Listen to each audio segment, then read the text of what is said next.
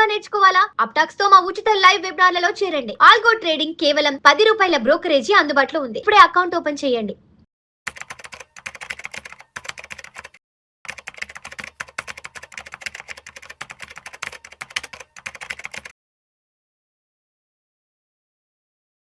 నమస్తే, welcome to Suman TV. నేను విష్ణు. ప్రస్తుతం మనతో పాటు AMFI registered mutual fund distributor Veldi Chakradhar గారు ఉన్నారు. సార్తో మాట్లాడదాం. సార్, చక్రధర్ గారు నమస్తే. సార్ నమస్తే. చక్రధర్ గారు, మార్కెట్ల గతి గమనం అర్థం కావట్లేదు. సరే, గత 2 సంవత్సరాల నుంచి మార్కెట్లు ఎందుకు ఫ్లక్చుయేట్ అవుతున్నాయి, ఎందుకు కొంత మార్కెట్లలో నెగిటివిటీ ఉందంటే మనం ట్రంప్కి సంబంధించిన కారణాల గురించి మాట్లాడుకున్నాం, తర్వాత గ్లోబల్ క్రైసిస్కి సంబంధించిన కారణాల గురించి మాట్లాడుకున్నాం, తర్వాత యుద్ధాలు, క్రూడ్ ఆయిల్ అంటూ మొత్తానికైతే ప్రపంచం వైపు నుంచి ఉన్న రీజన్స్ మీద మాట్లాడుకున్నాం. సరే, ఇప్పుడు ఒక 3-4 డేస్ బ్యాక్ మోడీ గారు ఒక అనౌన్స్మెంట్ ఇచ్చారు. బంగారం కొనకండి, వెహికల్స్, పర్సనల్ వెహికల్స్ వాడకండి, బయట పబ్లిక్ ట్రాన్స్పోర్ట్ వాడండి, తర్వాత ఖర్చులు తగ్గించుకోండి, లగ్జరీస్ తగ్గించుకోండి, వర్క్ ఫ్రమ్ హోమ్ చేసుకోండి, వర్చువల్ మీటింగ్స్ అటెండ్ అవ్వనంటూ కూడా ఖర్చులు తగ్గించుకోండి అన్న నేపథ్యంగా, అన్న సారాంశంగా ఆయన చెప్పారు. బట్ మార్కెట్లు దీన్ని పాజిటివ్గా తీసుకోవు కదా. సో అక్కడి నుంచి కూడా మళ్ళీ మార్కెట్లో కొంత ఫ్లక్చువేషన్ వచ్చింది. మోడీ గారి అనౌన్స్మెంట్ తర్వాత కొన్ని రంగాలు మోడీ గారి ఆ మాటల్ని తీసుకోలేకపోయాయి. సో మొత్తానికి ఏంటంటే ఇప్పుడు మార్కెట్లు ఏమో ఆ నిఫ్టీ, ఆ సెన్సెక్స్, ఆ నిఫ్టీ ఏమో అదే 23,000 అదే 24,000 దగ్గర అటు ఇటు కదలాడుతూ ఉంది. ఆ సెన్సెక్స్ ఏమో 74-75 అంటుంది. ఏంటి ఇంకా మార్కెట్లని 80,000 చూడలేమా ఇంకా రాబోయే రోజుల్లో? ఇది మంచి క్వశ్చన్ అండి. యాక్చువల్గా మోడీ గారు చెప్పిన విధానం, మాట్లాడిన విధానం చూస్తే నాకు అర్థమైంది ఏంటంటే ఇంకొక 1 year మాత్రం ఈ యుద్ధ పరిస్థితి అలాగే కొనసాగుతుంది. ఒక ఎండింగ్కి వచ్చే విధంగా లేదు. కొంచెం ఈ మార్కెట్ వార్ అయితే కంటిన్యూస్గా అవుతుంది అనే ఉద్దేశంతో చెప్పినట్టున్నారు. దీనివల్ల ఏమైందంటే ఇంపాక్ట్ చూడండి, ఒకదానికి లింక్ అన్నీ ఉంటాయి అన్నమాట.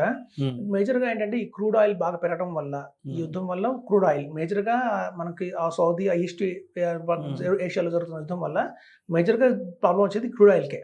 మనకి ఎందుకంటే సప్లై అక్కడి నుంచే ఉంది కాబట్టి. సో దాని మీద ఇంపాక్ట్ అయ్యేవన్నీ కూడా మనకి అవుతున్నాయి. అలాగే చూడండి, దానివల్ల డాలర్ రేటు బాగా పెరగటం, అలా మనం ఏదైతే ఇంపోర్ట్స్ చేస్తామో, అంటే కనుక మనం ఏదైతే ఇంపోర్ట్స్ చేసుకుంటామో బయట నుంచి, అది బంగారం కానివ్వండి, ఎరువులు కానివ్వండి, ఆయిల్, ముఖ్యంగా ఆయిల్ కానివ్వండి, అలాగే మనం చూస్తే ఈ గోల్డ్ కానివ్వండి, వీటన్నిటికీ కూడా ఏంటంటే డాలర్ రేట్ పెరిగినప్పుడు మనం ఎక్కువ కరెన్సీ ఇచ్చి కొనాల్సి వస్తుంది. అలాగే దీనిలో ఒక ప్లస్ పాయింట్ కొన్ని రంగాలకైతే ఉంది, ఎక్స్పోర్ట్స్. ఎక్కడైతే మనం ఎక్స్పోర్ట్స్ చేస్తామో వాటన్నిటికీ కూడా మంచి లాభదాయకమైన పరిస్థితి. లైక్ ఫార్మా కావచ్చు, ఐటీ రంగం కావచ్చు, ఆటోమొబైల్స్ కావచ్చు, అట్లాంటివన్నీ కూడా మన టెక్స్టైల్స్, ఎక్కడైతే మన ఎక్స్పోర్ట్స్ ఉన్నాయో అవి వాటి వల్ల మనకి లాభం జరుగుతాయి కాబట్టి. సో మనం ఇన్వెస్ట్మెంట్ చేసే ప్రతిదీ కూడా కొన్ని సెక్టర్లు అవి కూడా ఉన్నాయి కాబట్టి మార్కెట్ మనకి కొంచెం వాలటిలిటీగానే ఉంటుందండి. భారీగా పడిపోతుందని చెప్పలేను నేను, ఎందుకంటే మనకి పాజిటివ్ రీజన్స్ కూడా ఉన్నాయి దానివల్ల. అయితే ముఖ్యంగా బంగారం కొనకండి, బంగారం పెళ్లిల్లో కూడా బంగారం కొనకండి అని చెప్తున్నారు. ఎందుకంటే మార్కెట్లో చాలా వాలటిలిటీ ఉంది, ఎస్పెషల్లీ గోల్డ్. మనం గోల్డ్ కనుక పరిశీలిస్తే మనం పెళ్లిల్లో కానీ వాటిలో కానీ గోల్డ్ హై రేట్లో కొంటే నష్టపోతాం సహజంగానే. మేము మార్కెట్ హైలో ఉన్నప్పుడు, అంటే గోల్డ్ ప్రైసెస్ బాగా పెరిగినప్పుడు కొనొద్దని చెప్తాం. ఇప్పుడు చూడండి, మనం సాధారణంగా పెళ్లి తీసుకుందాం, ఫర్ ఎగ్జాంపుల్ చెప్తాను. పెళ్లిలో ముఖ్యంగా మనకి ఎక్స్పెన్సెస్ ఎలా ఉంటాయంటే 4 కేటగిరీ ఆఫ్ ఎక్స్పెన్సెస్ అయితే గ్యారెంటీగా ఉంటాయి. ముందు భోజనాల ఖర్చు, అదొక ఖర్చు. తర్వాత బట్టల ఖర్చు, అదొక ఖర్చు. తర్వాత డెకరేషను, మనకు మండపం ఖర్చు, వాటికి ఒక ఖర్చు, బంగారం ఖర్చు. ఈ 4 ఖర్చులు ఉన్నాయి. సో పెళ్లిలో ఒక 5 లక్షలు మనం భోజనం ఖర్చు పెట్టామనుకోండి, అది తిరిగి రాదు. బట్టలకు ఒక 5 లక్షలు ఖర్చు పెట్టామనుకోండి, అది కూడా తిరిగి రాదు. బట్టలు పెట్టేసాం, అయిపోయింది. షామియానాకి, మండపానికి పెట్టిన ఖర్చు కూడా తిరిగి రాదు, అది 3 లక్షలు పోయింది. మనతో ఉండే ఖర్చు ఏది అంటే బంగారం ఖర్చే. సో బంగారం అదొకటే మనతో ఉంటుంది. సో మనం బయట మార్కెట్లో హైలో ఉన్నప్పుడు ప్రైజెస్, గోల్డ్ ప్రైజెస్, ఈ టైంలో మన పిల్లలకి బంగారం కొంటే, వాడు 10 లక్షలు పెట్టి బంగారం కొన్నాను పెళ్లి కోసం అని, రేపొద్దున మార్కెట్లో చూస్తే మాత్రం బంగారం పడిపోయి అది 8 లక్షలు అయిందనుకోండి వాల్యూ. సో నష్టం డైరెక్ట్గా మనకు వచ్చినట్టే, మన పిల్లలకో, మన కోడలకో, అల్లుడికో, లేకపోతే వీళ్ళకి వచ్చినట్టే. సో కాబట్టి పెళ్లిళ్ళల్లో ఎప్పుడైనా సరే బంగారం హైలో ఉన్నప్పుడు మార్కెట్లో కొనకండి. ఎలాగో ఈ ఖర్చు మనకు తిరిగి రావు, తిరిగి ఖర్చు ఏదన్నా ఉందంటే బంగారం ఒకటే. సో దీన్ని కూడా మనం ఎందుకు దాన్ని ఎక్కువ హైలో ఉన్నప్పుడు కొని నష్టపోవటం. ఇప్పుడు చూడండి, చాలామంది రోల్డ్ గోల్డ్ వాడతారు, పెళ్ళిళ్ళు కూడా చాలామంది సిల్వర్ వాడుతున్నారు. ఇప్పుడు చూడండి, టెంపుల్ జ్యువెలరీ అనేది ఉండేది. ప్రతి ఒక్క ఆడపిల్లలకి ఏంటంటే టెంపుల్ జ్యువెలరీ చాలా ఫేమస్ అయింది. మీరు ఆ టెంపుల్ జ్యువెలరీ మొత్తం కొనాలి అంటే, బ్రైడల్ సెట్ కొనాలంటే గోల్డ్లో దగ్గర 12 లక్షలు అవుతుంది. ఇప్పుడు అదే మీరు సిల్వర్లో కొంటే కేవలం 2 లక్షలకే వచ్చేస్తుంది. పని జస్ట్ గోల్డ్ కోటింగ్ వేస్తారు. మనకేంటంటే అలా చాలా మంది మొగ్గు చూపిస్తున్నారు ఇప్పుడు. అదే టెంపుల్ జ్యువెలరీ మీకు గోల్డ్ అయితే మనకి 50,000కి వచ్చేస్తుంది. సో ఈ టెంపరీ పెళ్లిళ్ళ టైంలో ఇట్లాంటివి వాడుకొని ఇప్పుడు సిల్వర్ అయితే రేపు ఎక్స్చేంజ్ కూడా చేసుకొని మళ్ళీ దాన్ని గోల్డ్ కింద మనం ఫ్యూచర్లో మార్చుకోవచ్చు. సో అందుకని చెప్తారండి పెళ్లిళ్ళలో జనరల్గా గోల్డ్ ఎందుకు కొనొద్దు అంటారంటే ఈ ఏవైతే భోజనాలు ఖర్చు తిరిగి రావు, బట్టల ఖర్చు తిరిగి రాదు, మండపానికి క్షమ్యానికి పెట్టిన లైటింగ్ పెట్టిన ఖర్చులు తిరిగి రావు, తిరిగి వచ్చేది అంతా ఉండేది ఓన్లీ గోల్డ్ ఖర్చే. సో ఇలాంటి గోల్డ్ ఎందుకు హైలో కొంటారని చెప్పేది పెద్దవాళ్ళు చెప్తుంటారు సహజంగానే. ఇప్పుడు యాక్చువల్గా మాకు బాగా రోజు కాల్స్ వస్తుంటాయండి, మనం గోల్డ్ కొనొచ్చా కొనకూడదా ఇట్లాంటి టైంలో కానివ్వండి, ఎప్పుడైనా సరే గోల్డ్ కొనొచ్చా కొనకూడదా. దానికి ఒక సిద్ధాంతం, ఒక తమ్ముళ్ళు అయితే ఉంది. ఇప్పుడు చూడండి ఒక మంచి ఎగ్జాంపుల్ చెప్తా. ఇప్పుడు చూడండి గోల్డ్ అనేది ఇవాళ 1,50,000 ఉందనుకుందాం.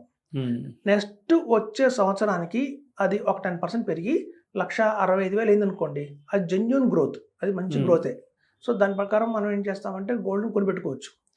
ఇది ఎలా ఉంటుందంటే ఇప్పుడు ఎలా ఉందంటే మార్కెట్లో నెల బిగిన్ అయ్యేటప్పుడు మంత్ బిగినింగ్లో గోల్డ్ 1,50,000 ఉంది, నెల మధ్య వచ్చేసరికల్లా 1,80,000 అయిపోయింది, మళ్ళీ నెల ఆఖరిలో 1,60,000 అయింది.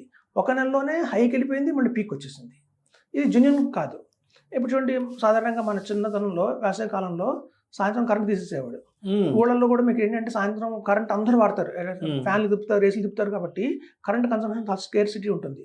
సో మీకు ఒక కరెంట్ ఒక పద్ధతిలో అంటే ఈవినింగ్ 6:30 నుంచి 7:30 దాకా కరెంట్ తీస్తామన్నారు అనుకోండి, అది అందరికి ముందు తెలిసిపోతుంది. 6:30 అవుతుంది, ఈ లోపల వంట చేసేసుకోవాలి అని చెప్పి ప్రిపేర్ అయిపోయి ఉంటాం, త్వరగా తినేసేయాలి, చదువుకోవాలి. 7:30కి కరెంట్ వస్తుందంటే మనం కౌంటర్ మొదలు పెట్టేవాళ్ళం. 7:00 నుంచే ఇంకో పావుగంటలో కరెంట్ వచ్చేస్తుంది, ఇంకో 10 నిమిషాల్లో కరెంట్ వచ్చేస్తుంది మనకు తెలుసు.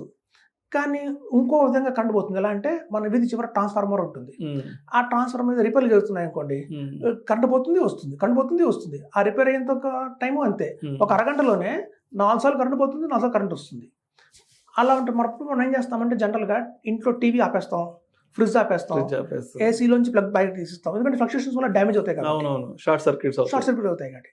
కాబట్టి ఎప్పుడైనా ఒక గంట కరెంట్ పోయింది అంటే మనకు తెలిసినప్పుడు అది వాస్తవంగా. ఇప్పుడు చూడండి బంగారం కూడా అలాగే ఉంది.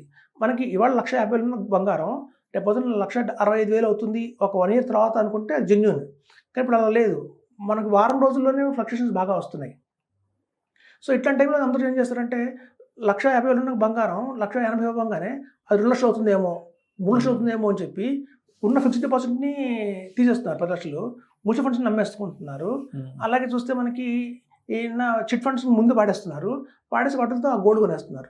అలా 1,80,000తో గోల్డ్ కొన్న వాళ్ళు మళ్ళీ పడిపోగానే మళ్ళీ పడిపోయింది లాస్ అయిపోయింది అనుకుంటారు. సో మనం ఎట్లయితే ఫ్లక్చుయేషన్స్ ఉన్న కరెంట్ అప్పుడు మనం టీవీని ఆపేసి ఫ్రిడ్జ్ని ఆపేసి సెలెక్ట్ చేస్తామో, ఇట్లాంటి టైంలో కూడా ఇది ఫ్లక్చుయేషన్ మార్కెట్, ఇట్లాంటి టైంలో గోల్డ్ మిన్నలు మనం ఇన్వెస్ట్మెంట్ చేయకూడదు. అందుకని చెప్పింది ఏంటంటే సందర్భానికి గోల్డ్ కొనకండి, ఒక 1 year అయ్యేంత వరకు, ఈ ఫ్లక్చుయేషన్స్ అంతా అయ్యేంత వరకు, ఈ యుద్ధ వాతావరణం అంతా పోయేంత వరకు కొంచెం గోల్డ్ కొనకుండా దూరంగా ఉంటేనే మనం సేఫ్గా ఉంటాము అని చెప్పారు. సో గోల్డ్ కొనకపోతే ఎక్కడ పెట్టాలి? స్టాక్ మార్కెట్లో పెట్టాలి. చూడండి స్టాక్ మార్కెట్లో మనకి వాలటాలిటీ ఉంటుంది. ఇట్లాంటి టైంలో ఏంటంటే యూనిట్స్ తక్కువలో దొరుకుతున్నాయి, షేర్స్ తక్కువలో దొరుకుతున్నాయి. ఇట్లాంటి టైంలో కనుక ఇన్వెస్ట్మెంట్ చేస్తే ఒక 2 years తర్వాత మార్కెట్ ఎప్పుడైతే మళ్ళీ బుల్ రన్ వస్తుందో అప్పుడు ఇదంతా కూడా మీకు మంచి వెల్త్ని క్రియేట్ అవుతుంది అనమాట. సో వెల్త్ క్రియేషన్కి ఎప్పటి నుంచి చూడండి వాలటాలిటీ మార్కెట్లో ఇన్వెస్ట్మెంట్ చేసిన వాళ్ళకి అత్యధికంగా లాభం పొందారు. మనం గత 20 సంవత్సరాల డేటా తీసుకున్నా కూడా ఎప్పుడు డౌన్ఫాల్ మార్కెట్లో పెట్టుబడి పెట్టారో వాళ్ళకే మళ్ళీ బుల్ మార్కెట్ వచ్చినప్పుడు అమాంతం కోటీశ్వరులు అయ్యారు.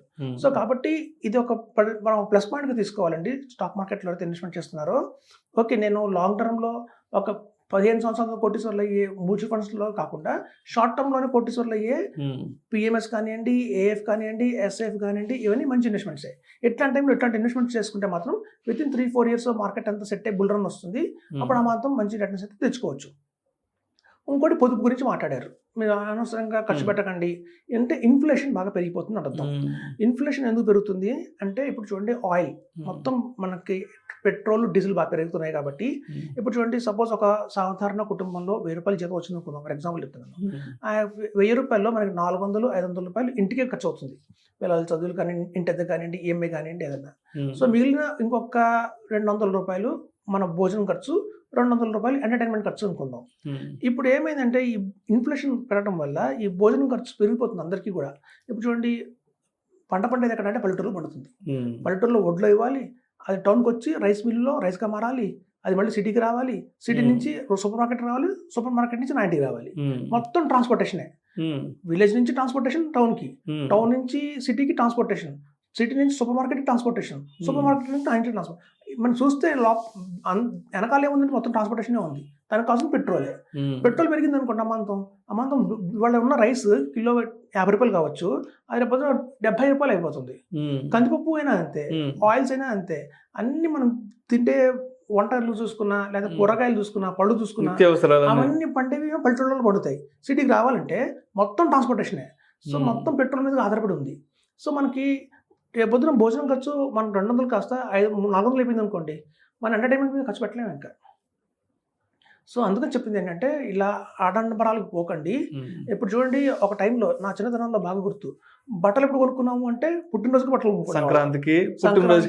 పుట్టినరోజు, సంక్రాంతి, దసరా, దీపావళి, అంతే తప్ప కొనేవాళ్ళం కాదు. ఇప్పుడు అలా కాదు, వారానికి ఒక పుట్టినరోజే. షాపింగ్ ఈ కామర్స్ వచ్చాక షాపింగ్ రోజు లేదు. ఒకప్పుడు ప్యాంట్ షర్ట్ కొనుక్కుంటే 3 సంవత్సరాలు వాడేవాళ్ళం, 1 year 6 months లోనే తీసేసి మళ్ళీ కొత్తవి రీప్లేస్ చేసుకుంటున్నాం. సో ఇవన్నీ ఆడంబరాల కిందకే వస్తాయండి. సో మనం ఏంటంటే అలా ఖర్చు అలా పెట్టేస్తున్నాం, కాబట్టి ఇది కంట్రోల్ చేసుకోవాలి. ఇన్ఫ్లేషన్ రాబోయే రోజుల్లో బాగా పెరగబోతుందని చెప్తున్నారు. ఇన్ఫ్లేషన్ పెరగడం వల్ల ఒక ప్రాబ్లం ఏంటంటే గోల్డ్ కూడా తగ్గుతుంది. గోల్డ్ ఇన్ఫ్లేషన్ బాగా పెరగడం వల్ల ఫిక్స్డ్ డిపాజిట్ రేట్లు పెరుగుతాయి. ఫిక్స్డ్ డిపాజిట్ రేటు బాగా పెరిగినప్పుడు ఏమవుతుందంటే అందరూ గోల్డ్ మానేసి ఫిక్స్డ్ డిపాజిట్లో ఇన్వెస్ట్మెంట్ చేయడం మొదలు పెడతారు అన్నమాట, ఫారినర్స్ ఎక్కువ మంది. సో అందుకే మీరు చూస్తే ఈ ఫారిన్ ఇన్వెస్టర్స్ కూడా ఏం చేస్తున్నారంటే FIS కానివ్వండి, FDI కానివ్వండి, మనకి అమెరికాలో ఫెడరల్ వాళ్ళు రేట్లు కట్ చేయము, అక్కడ ఇన్ఫ్లేషన్ ఆల్రెడీ పెరిగిపోయింది. సో ఫిక్స్డ్ డిపాజిట్ మీద ఇంట్రెస్ట్ కట్ చేయమని చెప్పినందుకు గాను FDIs, FIs బాగా తీసుకెళ్ళిపోతున్నారు, మన ఇండియన్ మార్కెట్ నుంచి బాగా వెళ్ళిపోతున్నాయి. సో దాని ద్వారా కూడా మార్కెట్ బాగా కరెక్ట్ అవుతుంది. సో అట్లాంటి టైంలో ఏమవుతుందంటే అందరూ గోల్డ్ నుంచి మళ్ళీ షిఫ్ట్ అవుతున్నారు కాబట్టి FDsకి మళ్ళీ గోల్డ్ పడే అవకాశం కూడా చాలా ఉంది. సో రాబోయే 1 year మాత్రం వాల్టాలిటీ అన్నిట్లోనూ ఉంటుందండి. ఈక్విటీ మార్కెట్లోనూ వాల్టాలిటీ ఉంటుంది, అలాగే గోల్డ్లోనూ బాగా ఫ్లక్చుయేషన్స్ ఉంటాయి. ఫిక్స్డ్ డిపాజిట్స్లో కూడా బాగా ఫ్లక్చుయేషన్స్ అయితే మనం చూడగలుగుతాము. ఇన్ఫ్లేషన్ వల్ల కొంచెం స్టాండర్డ్ అవుతుంది అది. సో కాబట్టి మనం చెప్పేది ఏంటంటే మార్కెట్ని నమ్మండి. ఎట్లాంటి వాల్టాలిటీ ఉన్న మార్కెట్లో ఎవరైతే కనుక ఇన్వెస్ట్మెంట్ చేస్తారో, ధైర్యంగా ఇన్వెస్ట్మెంట్ చేస్తారో, వాళ్ళకి రాబోయే 2 ఏళ్లలో 3 ఏళ్లలో అద్భుతాలు చూస్తారు. వెల్త్ అమాంతం బాగా క్రియేట్ అవుతుంది. చూడండి, మన కోవిడ్ టైం తర్వాత ఎట్లయితే ఒక్కసారిగా బుల్ ర్యాలీ వచ్చేసిందో, ఇట్లాంటి బబుల్స్ వల్ల ఆల్రెడీ మన ఇండియన్ స్టాక్ మార్కెట్లో ఉన్న స్టాక్స్ అన్ని కూడా, క్వాలిటీ స్టాక్స్ అన్ని కూడా అండర్ వాల్యూడ్లో ఉన్నాయి. ఉండాల్సిన వాటికన్నా చాలా అండర్ వాల్యూలో ఉన్నాయి. ఇది చాలా గోల్డెన్ ఆపర్చునిటీ. ఇట్లాంటి టైంలో కనుక ఎవరైతే ఇన్వెస్ట్మెంట్ చేసుకుంటారో వాళ్ళందరికీ కూడా ఒక మంచి రాబోయే రోజుల్లో అయితే అభివృద్ధి గ్యారంటీగా ఉంటుంది, వెల్త్ బకెట్ అవుతుంది. సో కాబట్టి మోడీ గారు చెప్పింది కూడా చూసినా కూడా దేశవ్యాప్తంగా మనం పరిగణించుకోవాల్సింది ఏంటంటే, ఇట్లాంటి టైంలో గోల్డ్ జోలికి పోకండి, అలాగే ఎక్కువ కన్సంప్షన్ చేయకండి, పెట్రోల్ వాటి మీద, డీజిల్ వాటి మీద ఖర్చు చేయకండి. దానివల్ల ఇన్ఫ్లేషన్ పెరుగుతుంది, అనవసరంగా మన ఫుడ్ రేట్ పెరుగుతాయి, భారీగా రేట్లు పెరుగుతాయి. ఆడంబరాలు తగ్గించండి అని చెప్తున్నారు. సో అదండి, క్లుప్తంగా చెప్పాలంటే షార్ట్ టర్మ్లో కొంచెం కష్టాలు అయితే చూడబోతున్నాం. ఈక్విటీ మార్కెట్ ఫ్లక్చుయేషన్స్ బాగా ఉంటాయి. ఎట్లాంటి టైంలో కనుక ఎవరైతే ఎక్కువ యూనిట్స్ కొనుక్కుంటారో వాళ్ళు కనుక రాబోయే 2 years చాలండి, తర్వాత చాలా ఎక్స్ట్రాడినరీ రిటర్న్స్ అయితే గ్యారంటీగా వస్తాయి. Right sir. Thank you so much Chakradhar గారు. థ్యాంక్స్ అండి.